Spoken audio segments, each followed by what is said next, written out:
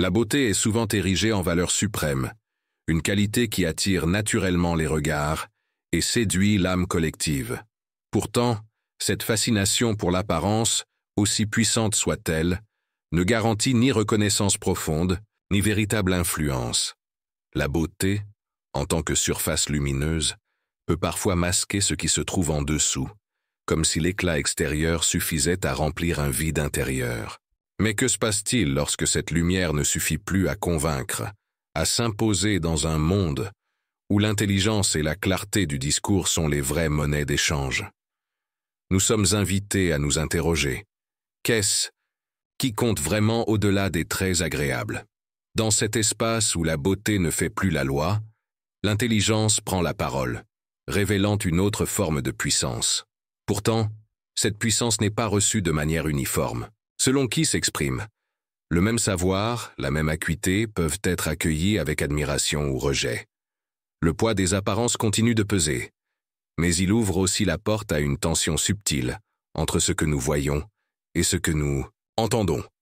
La clarté, cette lumière invisible, se manifeste différemment selon le genre, le contexte, la voix qui porte le message. Elle peut être un phare pour certains, un obstacle pour d'autres.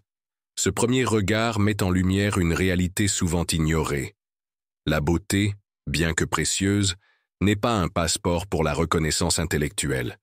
C'est une vérité silencieuse, presque imperceptible, mais qui façonne profondément les dynamiques sociales. Le décor est posé pour comprendre pourquoi, dans ce théâtre complexe, la même intelligence est célébrée ou rejetée selon celui ou celle qui l'exprime. Cette question ouvre le chemin vers une exploration plus vaste, celle des mécanismes qui gouvernent la manière dont les voix sont entendues, reconnues ou étouffées. Et ainsi, la scène est prête à dévoiler les dynamiques invisibles qui influencent notre perception de l'intelligence au-delà de l'apparence. Si la clarté et l'intelligence sont parfois difficiles à reconnaître lorsqu'elles viennent de certaines voix, ce phénomène trouve un éclairage crucial dans la recherche psychologique. Des études menées par des chercheurs comme Rudman, Glick et Brescoll dévoilent une réalité dérangeante. Les femmes compétentes sont souvent pénalisées socialement, tandis que leurs homologues masculins sont récompensés. Cette dynamique, appelée effet backlash, peut décrire une réaction négative dirigée contre les femmes qui affichent une forte compétence ou assertivité. Loin d'être célébrées pour leur savoir ou leur assurance, elles sont souvent perçues comme agressives, froides, voire menaçantes. Ce décalage entre la compétence réelle et la perception sociale crée un terrain miné où l'expression naturelle de l'intelligence féminine se heurte à un mur d'incompréhension. Ce double standard s'enracine dans des stéréotypes profondément ancrés, où la douceur et la chaleur sont attendues des femmes, tandis que la fermeté et l'autorité sont valorisées chez les hommes. Ainsi, quand une femme parle avec assurance, elle transgresse ses attentes et la réaction sociale tend à la pénaliser plutôt qu'à la valoriser. Cette injustice invisible a des conséquences lourdes. Elle pousse souvent les femmes à modérer leur discours, à masquer leur véritable force pour éviter d'être rejetées. L'intelligence féminine, alors, devient un territoire fragile, soumis à un jugement biaisé et à une pression constante. Comprendre cet effet backlash, c'est donc reconnaître que la reconnaissance de la compétence ne dépend pas uniquement du mérite, mais aussi du genre de celui ou celle qui l'exprime. C'est un rappel que la société, malgré ses avancées, conserve des mécanismes subtils de discrimination qui influencent profondément les trajectoires professionnelles et sociales. Cette révélation invite à poursuivre la réflexion sur la manière dont les espaces sociaux sont façonnés pour favoriser certaines voix au détriment d'autres. Le chapitre suivant dévoilera ainsi l'architecture invisible qui sous-tend ces dynamiques de reconnaissance et d'exclusion et comment elle affecte plus largement la place des femmes dans le monde professionnel et au-delà. Derrière les apparences de neutralité, les environnements sociaux et professionnels sont souvent construits selon des normes implicites qui favorisent certains types d'autorité et de voix, généralement celles associées à un modèle masculin. Cette architecture invisible façonne la manière dont les paroles sont entendues, jugées et valorisées. Dans ces espaces, parler avec assurance, clarté et sans hésitation est souvent perçu comme une marque de leadership. Pourtant, ce critère d'évaluation n'est pas appliqué de manière égale. Les femmes qui adoptent cette posture peuvent se retrouver décalées, non pas par un rejet explicite, mais par une absence de reconnaissance subtile et constante. Leur voix, pourtant claire et ferme, semble glisser sans accrocher, comme si elle appartenait à un autre registre que celui attendu. Ce mécanisme d'exclusion silencieuse fonctionne par une série de micro-décalages. Interruptions fréquentes, reformulations non attribuées, ou encore la préférence pour des interlocuteurs masculins dans les prises de décision. Ainsi, les femmes qui parlent avec force peuvent être perçues comme détonnantes, dans un système qui valorise une certaine homogénéité vocale. Ce déséquilibre est souvent difficile à nommer car il ne s'agit pas d'une censure ouverte, mais d'une mise à l'écart subtile, presque invisible. L'architecture sociale agit comme un filtre qui laisse passer certaines voix et en atténue d'autres, renforçant ainsi des dynamiques de pouvoir profondément enracinées. Reconnaître cette structure, c'est comprendre que la lutte pour la reconnaissance n'est pas simplement une question de contenu ou de compétence, mais aussi d'adaptation à un cadre normatif qui privilégie des codes spécifiques. Pour les femmes, cela signifie naviguer dans un système où leur voix peut être perçue comme discordante et où le simple fait d'exister avec clarté peut être une forme de résistance. Cette prise de conscience prépare le terrain pour explorer, dans le chapitre suivant, comment cette marginalisation invisible se traduit souvent par un silence apparent, un silence qui, pourtant, est loin d'être vide ou passif. Dans les espaces où la reconnaissance est biaisée, un phénomène subtil mais puissant se déploie. Les idées portées par les femmes ne sont pas simplement ignorées, elles sont souvent absorbées, réarrangées ou attribuées à d'autres. Ce silence apparent masque une dynamique plus complexe où l'oubli de l'auteur réel devient une forme d'effacement progressif. Ce n'est pas un silence vide, mais un silence chargé, un silence qui résonne dans les couloirs des réunions, dans les échanges informels, dans les rapports de force invisibles. Les propos des femmes peuvent être reformulés par des collègues, repris sans crédit, ou détournés vers des versions plus acceptables selon les codes masculins dominants. Cette appropriation s'inscrit dans une stratégie inconsciente ou délibérée qui, tout en évitant le conflit ouvert, affaiblit progressivement la présence et la voix féminine. Leurs contributions deviennent une sorte d'écho, entendu mais déformé, présent mais effacé. Ce processus ne nécessite pas d'actes hostiles visibles. Il se joue dans les détails, dans les regards qui s'éloignent, dans les interruptions, à peine perceptibles, dans les compliments ambigus qui valorisent la forme au détriment du fond. La femme experte, alors, se trouve souvent dépossédée de sa propre intelligence, condamnée à une invisibilité active. Comprendre ce silence, c'est reconnaître qu'il est un outil de contrôle social, un moyen de maintenir l'ordre établi, sans confrontation. Il fragilise la confiance en soi et la légitimité, incitant souvent à un repli intérieur où la voix s'amenuise, faute d'espace véritable pour s'exprimer. Ainsi, ce silence devient paradoxalement un bruit sourd, une pression constante qui mine la clarté et la force. Mais ce n'est pas la fin de la voix féminine. C'est une invitation à questionner les mécanismes qui la réduisent et à chercher des chemins pour la préserver, malgré l'absence de reconnaissance extérieure.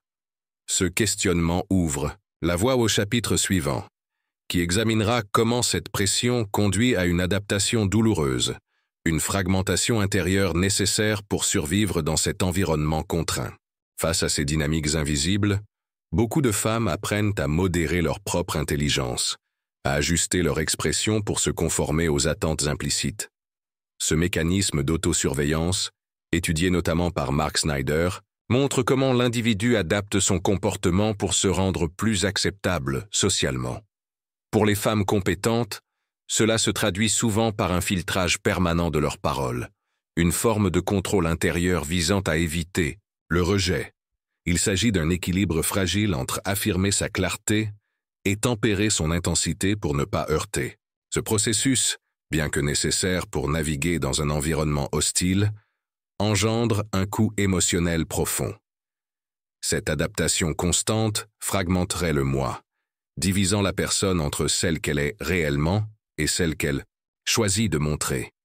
L'authenticité se voit comprimée, la cohérence interne érodée par la nécessité de jouer un rôle socialement acceptable. Cette division interne peut mener à un sentiment d'aliénation, où la voix vraie se perd derrière des masques stratégiques. Le poids de cette fragmentation n'est pas uniquement psychologique. Il affecte aussi la qualité même de la pensée et de l'expression. En cherchant à rendre leurs idées plus digestes, ces femmes restreignent la richesse de leur intelligence, sacrifiant parfois la profondeur à l'efficacité sociale. Cette double contrainte maintient un état de tension permanente, où le besoin d'être entendu se heurte à la peur d'être rejeté. Le résultat est une forme d'autocensure qui, à terme, peut affaiblir la voix elle-même. Pourtant, cette lutte interne révèle aussi une force remarquable, celle de continuer à exister, à penser et à parler malgré les obstacles. Cette persistance est une résistance silencieuse, un combat intérieur qui prépare le terrain pour ce qui suit. L'érosion progressive de la clarté, thème du chapitre prochain.